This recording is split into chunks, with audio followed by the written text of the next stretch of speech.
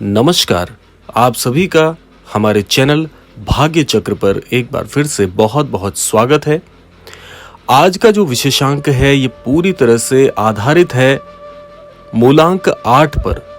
मूलांक 8 अर्थात ऐसे जातक जिनका जन्म 8, 17 और 26 इन 3 तारीखों में हुआ है किसी भी माह में, तो ऐसे जातक का मूलांक अंक 8 हो जाता है।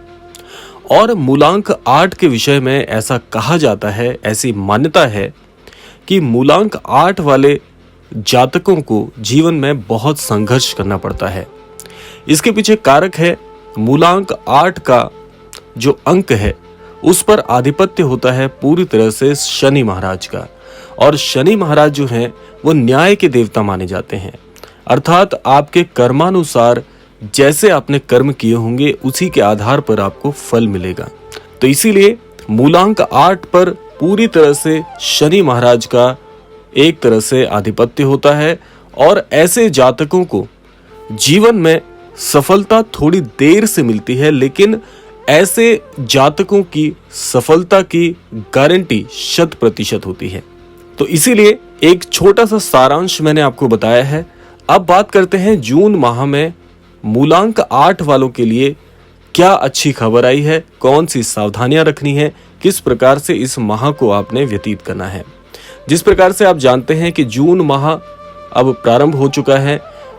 अब बात करते हैं कि इस माह में मूलांक 8 वालों के लिए सबसे पहले अच्छी खबर कौन सी है। मूलांक 8 वालों के लिए ये माह वैसे देखा जाए तो बहुत ही अच्छा जाएगा कि मूलांक 8 वाले जातकों के लिए जून माह भाग्योदय कारक होगा। इसका सबसे पहला कारण क्या है? देखिए, मूलांक 8 और वर्ष 2024 इन दोनों का बहुत बड़ा महत्व है। ये साल पूरी तरह से जो आधिपत्य में रहेगा वो रहेगा शनि महाराज के, क्योंकि 2024 का भी जो ये वर्ष है इसका मूलांक भी 8 बन रहा है।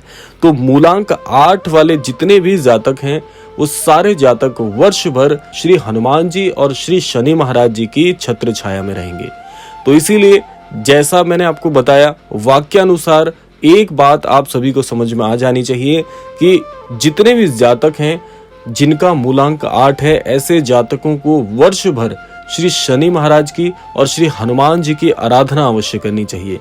और मुख्यतः जून माह में अगर आपका कोई नियम नहीं बना हुआ है और आप एक नियम अगर स्थापित कर सकते हैं जून माह में, मूलांक 8 के जातक, उनको एक अच्छा नियम मैं बताने वाला हूं।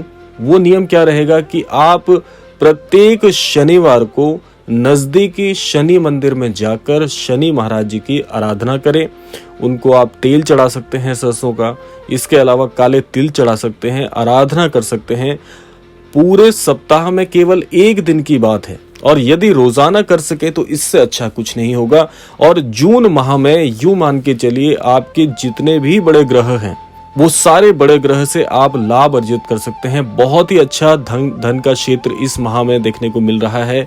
और इसके साथ साथ एक बात आपको और बता देना चाहता हूं कि यदि मूलांक 8 के जातक प्रातः काल में सूर्योदय के समय यदि सूर्य देवता को जल अर्पित करें, वैसे तो आपको रोजाना ये कार्य करना चाहिए, लेकिन अगर जून माह में या जून माह से आप ये कार्य प्रारंभ करें तो आपका पूरा वर्ष, पूरा माह और प्रत्येक दिन बहुत ही अद्भुत गुजरेगा।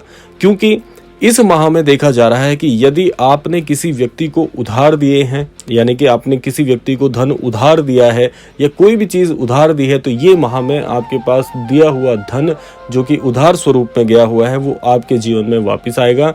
आप उनसे अपना धन प्राप्त कर सकते हैं। बहुत ही अच्छा समय रहेगा इसके लिए। इसके अलावा यदि आपकी नौकरी में कोई पदोन्नति रुकी हुई है काफी समय से, और यदि आप अपने कार्यक्षेत्र पर आपके वरिष्ठ जनों से बात करें तो आपकी पदोन्नति इस माह में आपको आसानी से प्राप्त हो सकती है। घर के बड़े बूढ़ों का आशीर्वाद इस माह में अवश्य लीजिएगा, क्योंकि सारे काम आपके बड़े बुजुर्गों के आशीर्वाद से बनने वाले हैं। किसी भी प्रकार के वाद विवाद से पूरे माह आपको बचना है। जैसे मैंने आपको बताया कि शनि महाराज जी आधिपत्य कर रहे हैं इस वर्ष भी, और आपके मूलांक के सबसे बड़े अधिपति श्री शनि महाराज हैं। तो इसीलिए वाद विवाद से आपको बचना है। और जितना भी हो सके वाद विवाद से दूर रहें। और साथ साथ में एक सावधानी आपको रखनी है, ये मैं आपको कुछ सावधानियां बता रहा हूं कि वाहन चलाते वक्त आपको बहुत बहुत ध्यान रखना है।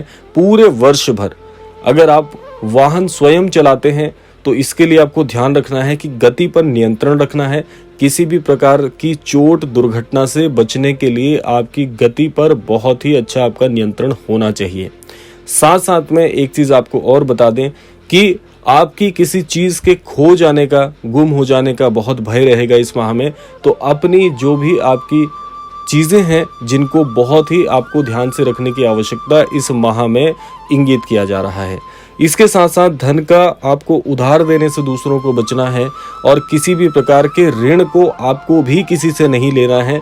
जिस भी प्रकार से आप कर सकें पूरी तरह से अपने हाथ को रोक के रखना है, वाणी पर संयम बना के रखना है।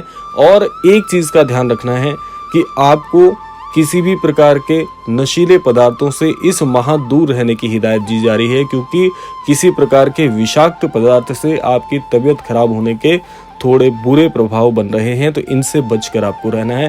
कुल मिलाकर पूरा माह आपके लिए बहुत अद्भुत जाएगा। बस थोड़ा आपको इस चीज पे ध्यान रखना है कि चीजों के लिए, किसी निर्णय को लेने के लिए बहुत उतावली करने से बचना है। सोच समझकर आपको निर्णय लेने हैं। बड़े बड़े निर्णय जो हैं आपके इस माह में आपको बहुत मिलेंगे। जीवन परिवर्तनकारक कई ऐसी आपको व्यवस्थाएं देखने को मिलेंगी, तो उन व्यवस्थाओं पर आपने निर्णय बड़े सोच समझकर लेना है। बाकी पूरा माह आपको बहुत ही लाभान्वित करने वाला देखने को मिल रहा है। विदा लेते हैं आज के इस क्रमांक से और मिलते हैं अगले क्रमांक में। तब तक के लिए आपका बहुत बहुत धन्यवाद।